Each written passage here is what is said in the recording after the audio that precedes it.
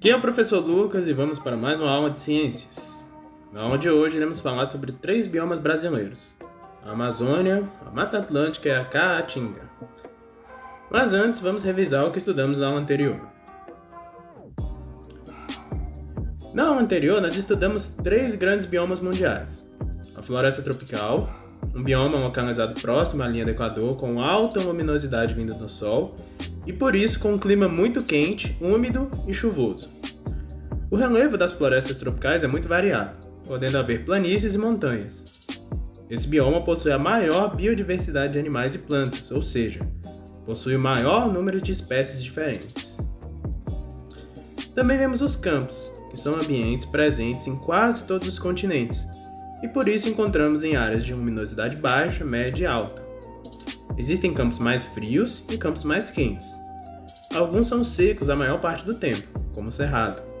Outros possuem uma época em que ficam completamente alagados, como o Pantanal.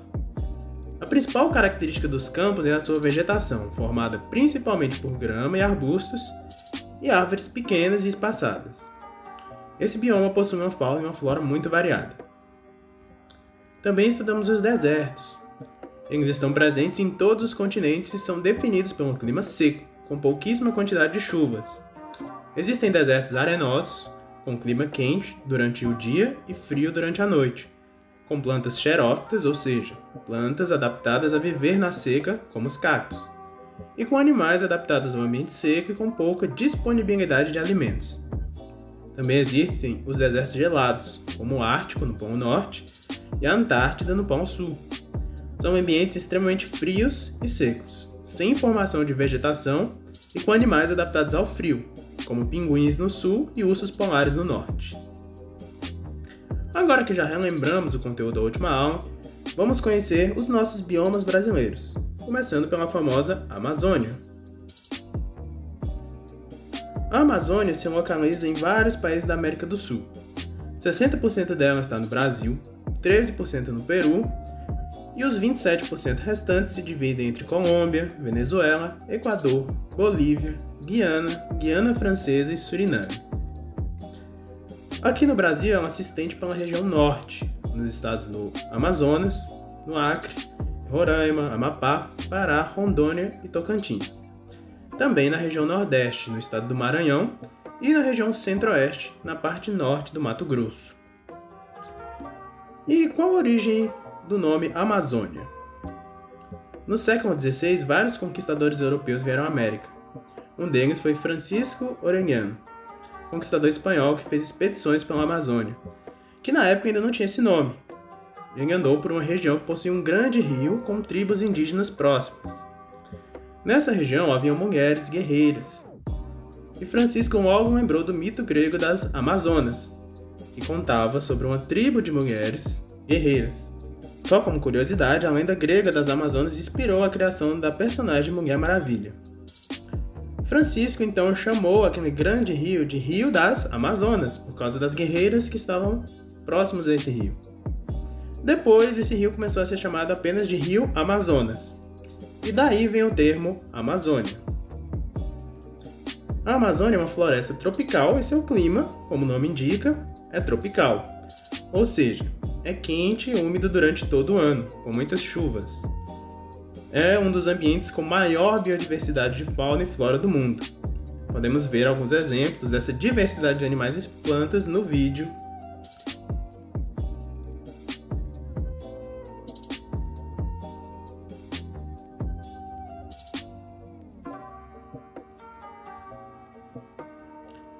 Agora vamos falar um pouco sobre a hidrografia, que é o estudo das águas. A Amazônia é um dos ambientes mais ricos em água e possui a maior bacia hidrográfica do mundo. Uma bacia hidrográfica é um relevo onde escoa um rio principal e seus afluentes.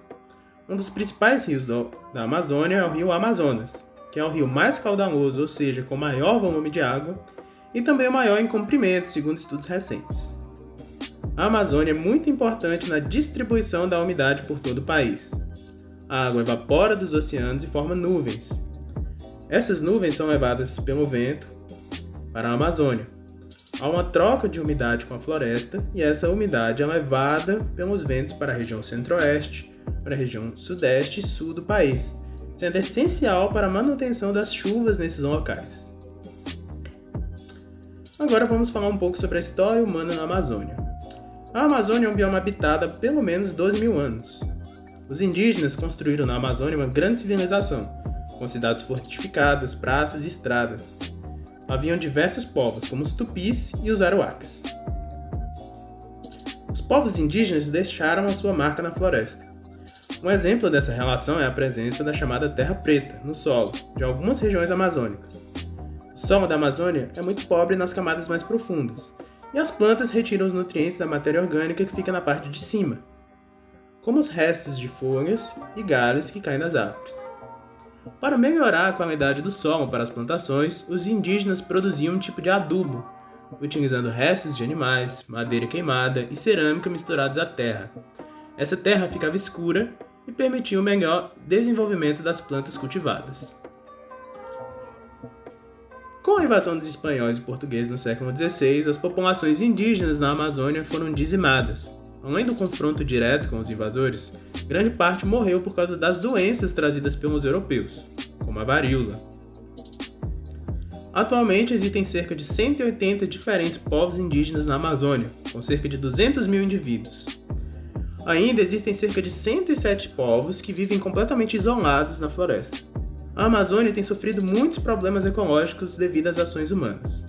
Alguns dos principais problemas são o aumento das cidades, que consequentemente gera uma produção enorme de lixo, a retirada de madeira ilegal e a caça e o tráfico de animais silvestres, e o desmatamento, com derrubadas e queimadas para abrir espaço para a agricultura, ou seja, para plantações, e para a pecuária, para a criação de animais.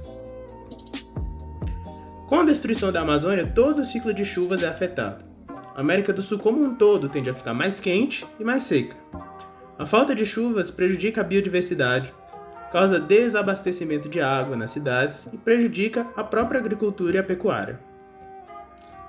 Agora que conhecemos mais sobre as características, a história e a importância da Amazônia, vamos seguir em frente para o nosso próximo bioma de hoje, que é a Mata Atlântica. A Mata Atlântica se localiza na costa leste do Brasil, próximo ao mar. Ela se estende pela região Nordeste, nos estados do Alagoas, Bahia, Ceará, Paraíba, Pernambuco, Piauí, Rio Grande do Norte e Sergipe, assim como pela região Sudeste, nos estados do Espírito Santo, São Paulo e Rio de Janeiro, e pela região Sul, passando pelo Paraná, Santa Catarina e Rio Grande do Sul. Também encontramos a Mata Atlântica no Paraguai e na Argentina. E qual a origem desse nome? Mata Atlântica é usada porque a floresta ocorre próximo ao Oceano Atlântico que banha o litoral brasileiro. A Mata Atlântica, assim como a Amazônia, é uma floresta tropical. Seu clima, portanto, é tropical, ou seja, é quente e úmido durante todo o ano, com muitas chuvas. Há uma enorme biodiversidade de fauna e flora nesse ambiente. Na Mata Atlântica existem 9 bacias hidrográficas com 230 rios. Alguns dos principais rios são o Rio Tietê, o Rio São Francisco e o Paraíba do Sul. Essa é a região com maior captação de água tanto para consumo humano quanto para utilização em agricultura e para a pecuária. Os primeiros habitantes chegaram por volta de 10 mil anos atrás. Eram indígenas que viviam da caça e da agricultura. Esses indígenas faziam derrubadas e queimadas para abrir espaço para suas plantações. Esse processo pode ter causado o processo de savanização da floresta. O que é isso? É quando uma floresta é destruída e se torna um campo aberto, com bem menos árvores e mais secas do que antes. Alguns pesquisadores acreditam que o impacto causado pelas populações indígenas tenha dado origem aos pampas brasileiros, que se localizam na região sul. A partir da chegada dos portugueses em 1500, o desmatamento aumentou muito devido à retirada do pau-brasil, uma grande árvore da Mata Atlântica que era utilizada para a produção de corantes devido à sua coloração avermelhada. Sua madeira também era utilizada. Nos vários séculos seguintes, a Mata Atlântica continuou a ser destruída. No século XVII, iniciaram as grandes plantações de cana-de-açúcar. No século XVIII, a retirada do ouro. E no século XIX, as plantações de café. Já no século XX, a criação de diversas indústrias aumentou muito a poluição do ambiente. Atualmente, a principal ameaça à Mata Atlântica é a urbanização desordenada, isto é, o crescimento das cidades sem nenhum planejamento. Isso tem reduzido a Mata Atlântica a pequenas porções de florestas cercadas de cidade. Restam menos de 20% da cobertura original da Mata Atlântica no Brasil. Nas regiões de Mata Atlântica se concentram 70% da população do Brasil, o que dá cerca de 120 milhões de pessoas, em especial nos grandes centros urbanos, como São Paulo e Rio de Janeiro. A destruição da Mata Atlântica leva, além da perda da biodiversidade, ou seja, da extinção de diversas espécies de seres vivos, ao aumento da temperatura e a seca, prejudicando o abastecimento de água nas cidades e na zona rural, prejudicando a agricultura e a pecuária. Como eu disse anteriormente, a Mata Atlântica é a região com maior captação de água do Brasil, e a destruição da floresta destrói as nascentes e reduz muito a quantidade de água limpa disponível. Agora que sabemos mais sobre o bioma Mata Atlântica, vamos falar sobre o último bioma, e não menos importante da aula de hoje, que é a Caatinga. Mas antes, uma pausa para falar qual é a palavra-chave de hoje. A palavra-chave é Caatinga. Anotem e lembre-se dela na hora da atividade, ok? Agora vamos voltar para a nossa aula e conhecer mais sobre a Caatinga. A Caatinga corresponde a 11% do território nacional e se localiza na região Nordeste, nos estados da Paraíba, Ceará, Rio Grande do Norte, Maranhão, Pernambuco, Alagoas, Sergipe e Bahia. E também possui uma pequena porção na região Sudeste, no norte de Minas Gerais. Esse é o único bioma exclusivamente brasileiro, ou seja, ele só existe no Brasil. O nome Caatinga não tem nenhuma relação com mau cheiro. A palavra Caatinga tem origem no idioma tupi-guarani e significa mata branca, que é uma referência à paisagem esbranquiçada que a vegetação apresenta no período de seca, no qual a maioria das árvores perdem suas folhas e os troncos ficam esbranquiçados e secos. O clima desse ambiente é semiárido, ou seja, é muito seco e com poucas chuvas. Há grandes períodos de estiagem, que são períodos sem chuvas. Esse bioma é considerado um tipo de campo, pois possui vegetação mais aberta que os biomas anteriores. As plantas que vivem nesse ambiente são xerófitas, isto é, possuem adaptações ao clima seco. As principais características da vegetação da Caatinga são as árvores baixas com troncos tortuosos e que apresentam espinhos. As folhas dessas árvores caem no período da seca para evitar a perda de água. Algumas árvores, como o umbuzeiro, armazenam água em suas raízes para os períodos de estiagem. Também existem cactos, como o mandacaru, com suas folhas modificadas em forma de espinhos que ajudam a diminuir a perda de água para o ambiente. A fauna da Caatinga é bastante diversificada e também é marcada pelas adaptações ao clima seco, como as correntes migrações no período de estiagem. Alguns exemplos de animais desse ambiente são a asa branca, a cutia, o veado catingueiro e o sagui de tufo branco. A maioria dos rios da Caatinga são intermitentes, ou seja, eles ficam cheios na época das chuvas e secam na estação da seca. Existem também rios perenes, que são aqueles que não secam. Dois exemplos de rios perenes são o famoso Rio São Francisco e o Rio Parnaíba. As populações que habitam esse bioma são chamadas de caatingueiros. São sertanejos, vaqueiros, agricultores, populações indígenas e quilombolas, que são os descendentes de escravos. Devido à seca, essas comunidades precisam de vários recursos para garantir água durante a seca, como poços de onde retiram água do subsolo, caminhões-pipas e cisternas que armazenam água das épocas de chuvas. A Caatinga é um dos biomas mais degradados e o menos conhecido. Atualmente, as principais causas de desmatamento são a agricultura, a pecuária e a retirada de mata nativa para a produção de lenha e carvão vegetal para a utilização em fábricas. Essas práticas deixam o solo menos fértil, destroem a biodiversidade do bioma e, consequentemente, piora a qualidade de vida das pessoas que vivem por lá. Cerca de 45% desse bioma já foi devastado. A fauna desse ambiente também sofre muito com a destruição do habitat, que é o ambiente onde eles vivem, e com a caça ilegal.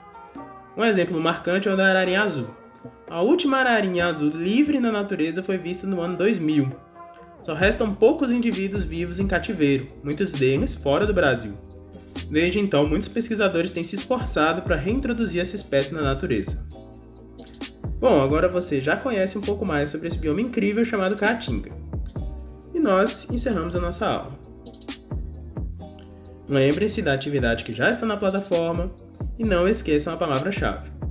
Qualquer dúvida, entre em contato comigo na plataforma ou pelo WhatsApp. Abraços e até a próxima aula!